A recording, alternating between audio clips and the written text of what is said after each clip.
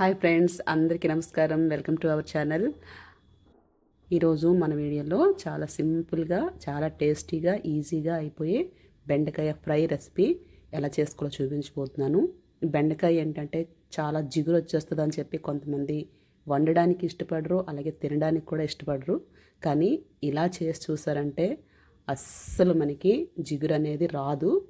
చాలా అంటే మనకి కలర్ కూడా పోకుండా, అలాగే మరీ ఓవర్ కుక్ అయిపోకుండా, డీప్ ఫ్రై అయిపోకుండా, మనకి బెండకాయ తింటుంటే దాని టేస్ట్ తెలిసేలాగా, అలాగే జిగురు లేకుండా పొడి పొడిగా వచ్చేలాగా చేయాలంటే ఇలా చేసి చూడండి. ఖచ్చితంగా మీకు నచ్చినట్టు వస్తుంది అనమాట. బెండకాయ కూర వేడివేడి అన్నంలో కలుపుకున్న బాగుంటుంది, అలాగే చపాతీలకి కూడా మంచి కాంబినేషను. అలాగే మనకి పెరుగన్నానికి కానీ, పప్పుచారు అన్నానికి కానీ, సైడ్ డిష్గా నంచుకోవడానికి కూడా చాలా బాగుంటుంది అనమాట. మరి బెండకాయలతో ఏ జంజాటం లేకుండా ఇంత చక్కగా ఎలా వండుకోవాలో చూసేద్దాము. మరి వెంటనే మనం కిచెన్లోకి వెళ్ళిపోదాం. నేనైతే ఒక 1/2 కేజీ బెండకాయలు తీసుకున్నాను అనమాట. ఫ్రెష్ బెండకాయలు లేతవి, చూసారు కదా, ఈ సైజులో ముక్కలు కోసుకొని చక్కగా ఒక గిన్నెలోకి ఇలా తీసి పెట్టేసుకోవాలి. ఒక్కటి గుర్తుంచుకోండి, బెండకాయలను కడిగేసి శుభ్రం తుడిచేసి పెట్టుకోవాలన్నమాట.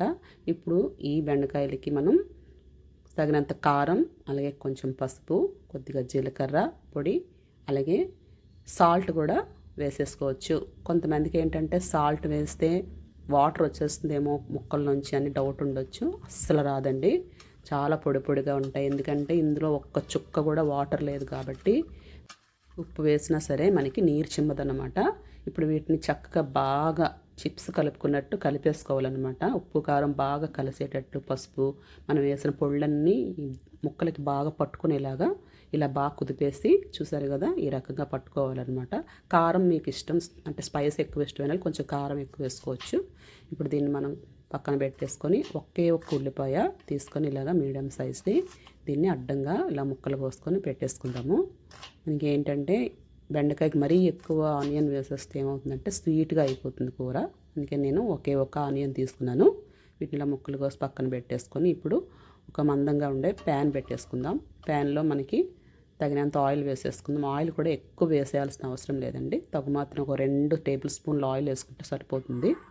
ఈ నూనెలో వేయడానికి మనకి తరిగిన ఉల్లిపాయలు, అలాగే కరివేపాకు, ఇలాగ కొంచెం పోపు దినుసులు, ఆవాలు, మినప్పప్పు, శనగపప్పు, అంతే.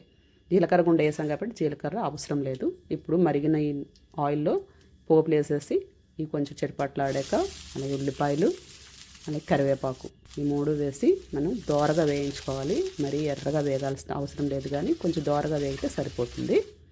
ఎందుకంటే మనం చేసేది ఫ్రైయే కాబట్టి దోరగా వేగితే చాలు, లేకపోతే ఉల్లిపాయలు మాడిపోతాయి. చివరికి వచ్చేటప్పటికి చాలా నల్లగా మాడిపోతాయి అన్నమాట. ఇలా వేగితే చాలు.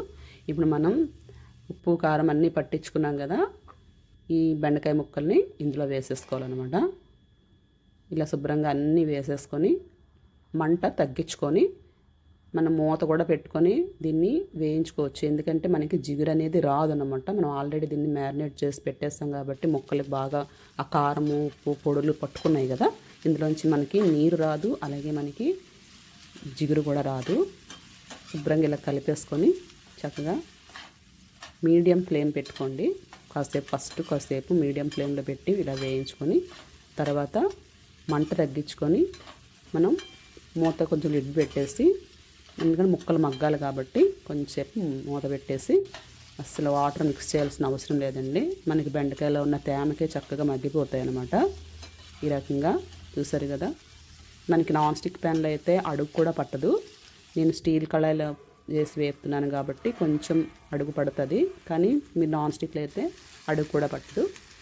మరి అడుగు పట్టేసి మాడిపోయేటంతగా అయితే ఏమి కాదు. మనం సిమ్లో పెట్టుకొని చిన్న మంట మీద ఇలా వేయించుకుంటూ ఉంటే ముక్కలు చక్కగా మగ్గిపోతాయి. మనకి కలర్ అస్సలు చేంజ్ అవ్వదండి. మనకి ఏంటంటే బెండకాయలు చూడండి ఒక్కోసారి నల్లగా అయిపోతాయి, అసలు కలర్ మనకి పూర్తిగా మారిపోతుంది అనమాట.